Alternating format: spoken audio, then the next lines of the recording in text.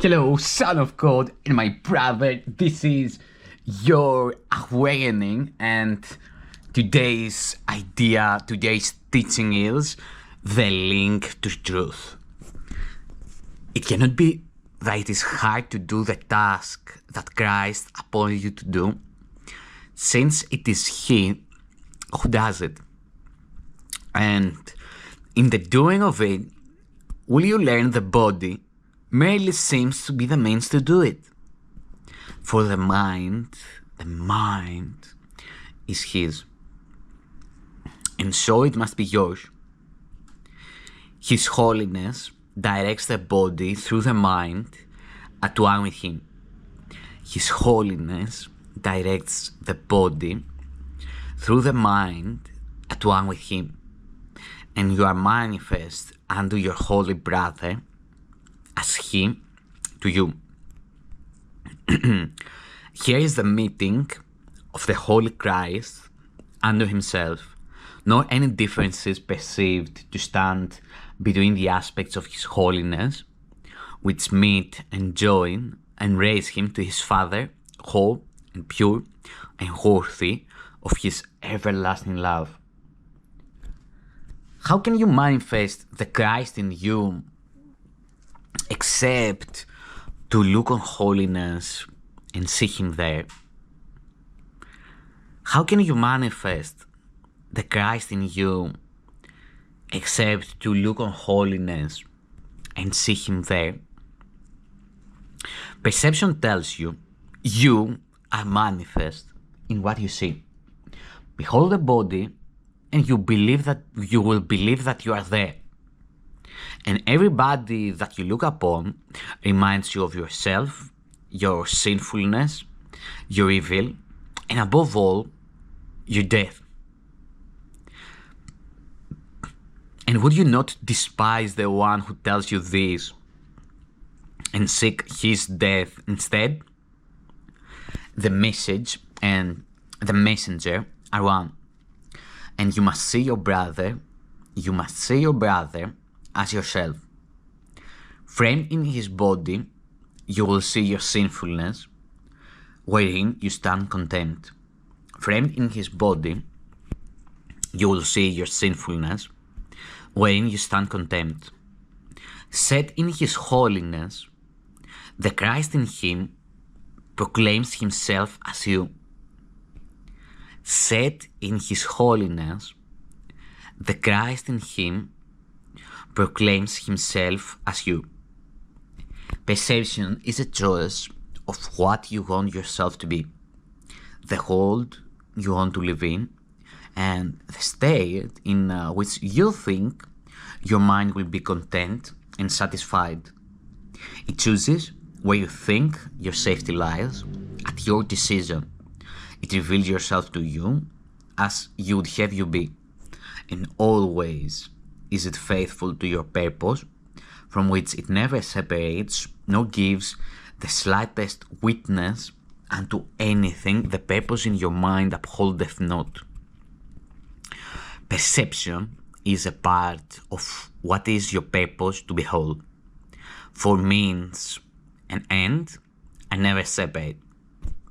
And thus you learn what seems to have a life apart has none. You are the means for God, not separate, not with a life apart from His. His life is manifest in you, who are His Son.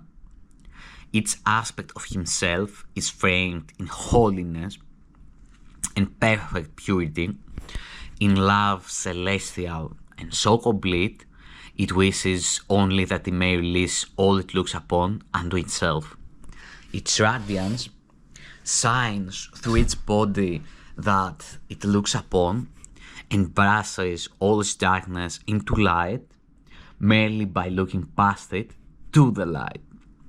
The veil is lifted through its gentleness, and nothing hides the face of Christ from its beholders.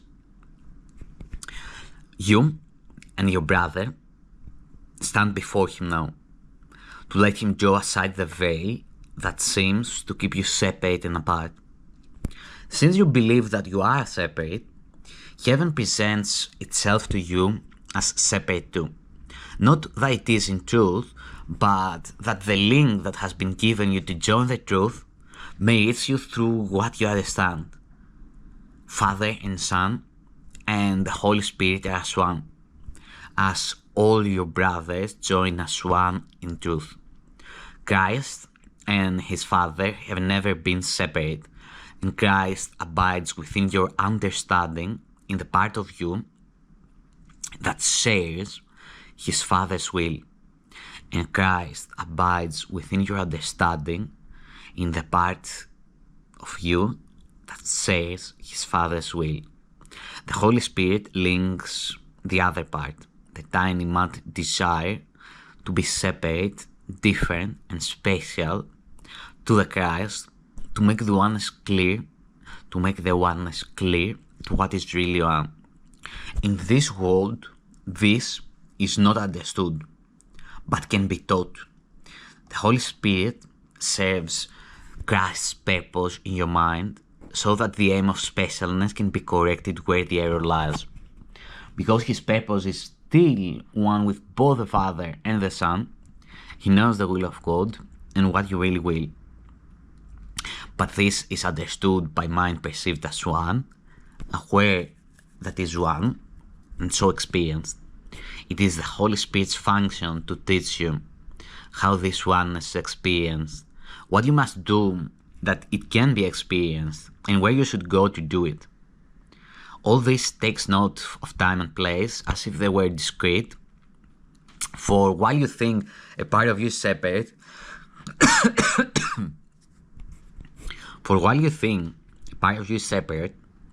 the concept of a oneness joined as one is meaningless.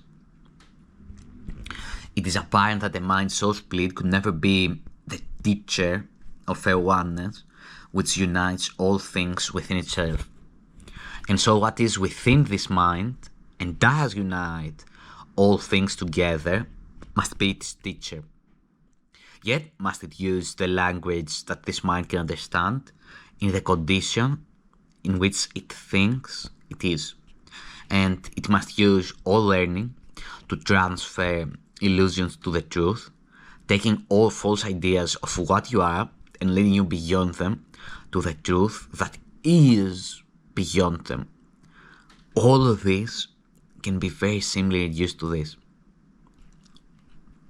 What is the same cannot be different, and what is one cannot have separate parts. Peace!